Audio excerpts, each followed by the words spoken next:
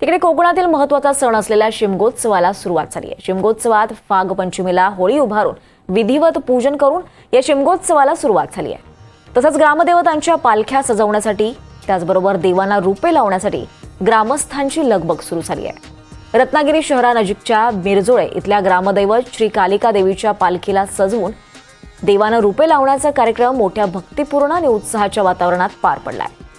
मिरजोळी ग्रामप्रमुख मानकरी शरद पाटील, प्रमुख गावकरी दत्ताराम गावकर तसंच इतर मान्यकरी गुरव गावकरी यांच्या उपस्थितीत मंदिरात देवतांच्या चांदीच्या मूर्त्यांना विधिवत पूजन आणि त्यांना रूपे लावण्यात आली।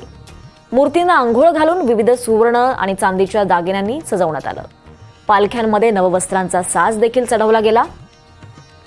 या देवतांच्या आकर्षक दागिने परिधान केलेल्या मूर्त्या बसवण्यात आल्यानंतर पालखी सजवण्यात आली।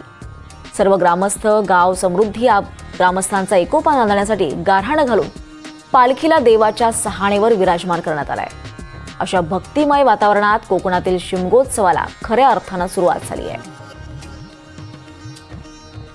कोकणात शिमगोत्सवाला सुरुवात झालेली आहे। देवानं रूपे लागून पालख्या आता सजू लागल्यात। त्याचबरोबर मूर्तींना अंघोळ घालून विविध सुवर्ण चांदीच्या दागिन्यांनी सजवण्यात आलेला आहे।